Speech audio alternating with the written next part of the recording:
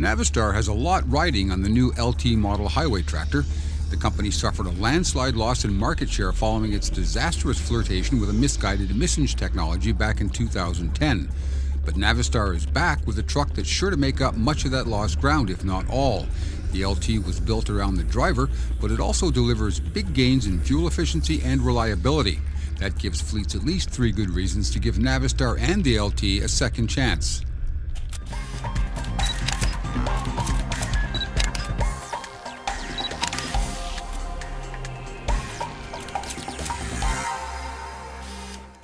Hey YouTube, it's equipment editor Jim Park here.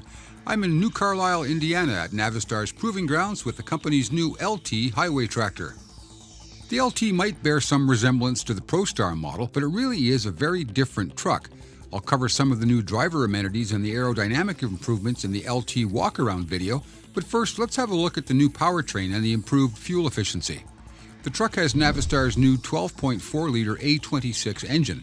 It features 36,000 psi common rail fuel injection and a Borg-Warner variable geometry turbocharger. Engineers have done a lot to reduce internal friction within the engine, which lightens the load on the engine and saves fuel.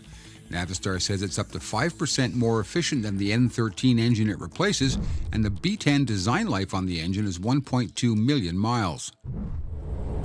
The new A26 engine's got a real nice sound to it. It's a low, throaty sort of diesel-y sound.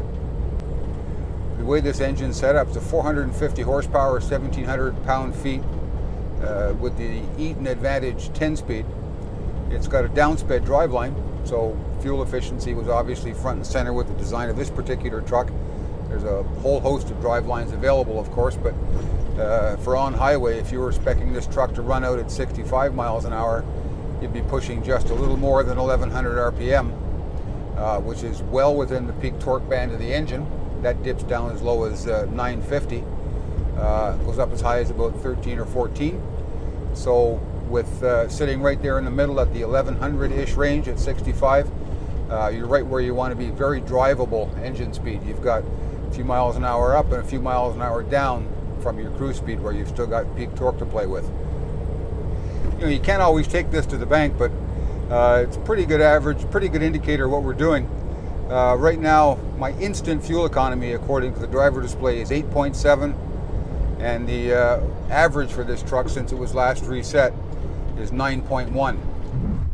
In creating the LT, designers consulted extensively with drivers, and that input produced a few of the features I really liked. I really like the way the mirrors are set up in this truck. It's a new mirror replacement for Navistar and a new mirror mount design. From the driver's point of view, they're lower and set a little bit further forward, and does 2 things. First of all, it gets the entire mirror right in your line of sight without having to look up or down. It's just a totally horizontal eye movement, which is really nice.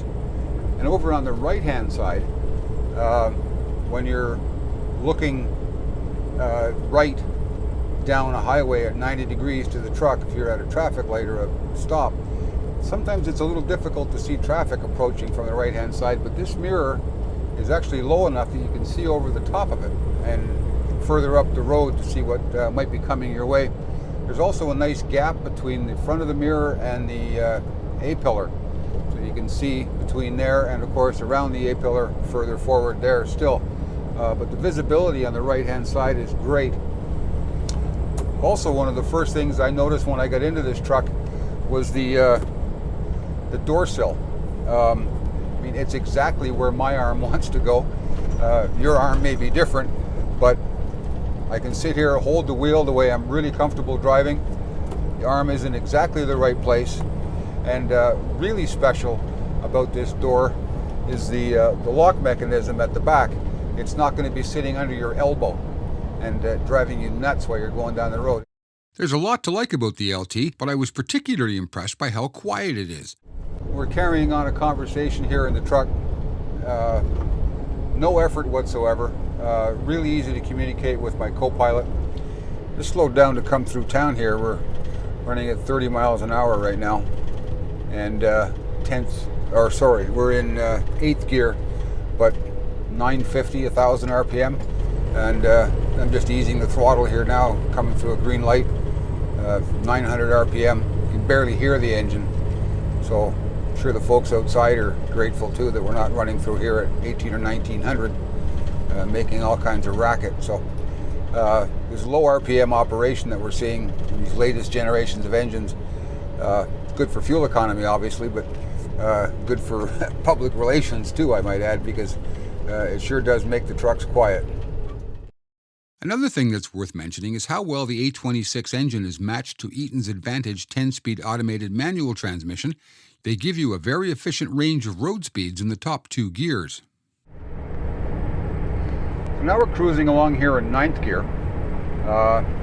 I'm up about 350 RPM from where I was in 10th, and the difference in the drivability is understandably quite noticeable.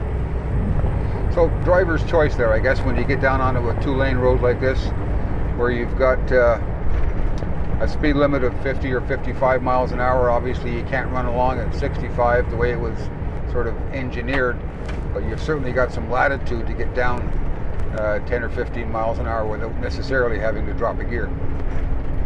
2-lane highways can sometimes be a challenge to a steering system, depending on the crown of the road and the ruts and what have you that you run into. You can get some pulling from right to left, but I've just been noticing how well this vehicle tracks right down the center of the lane. I mean, I require very little steering correction at all on this road. It's nice and straight, mind you, but there's nothing pulling me right or left to where I have to make any major corrections. I could, fairly comfortably take my hand off the wheel, which, you normally wouldn't be wanting to do, but it just goes to show that the steering does a really great job of keeping this thing centered in the lane. So now you know a little bit about the Navistar LT model. It does look a little bit like a ProStar on the outside, but you don't have to dig too deep to see the differences. One of the biggest differences, the company says, is that this LT is as much as 7% more fuel efficient than a 2017 ProStar. We go a bit deeper into the LT in our walk-around video and show you some of the more obvious changes. Check that one out too, and please give us a like and subscribe to Today's Trucking. I'm Equipment Editor Jim Park at Navistar's Proving Grounds in New Carlisle, Indiana.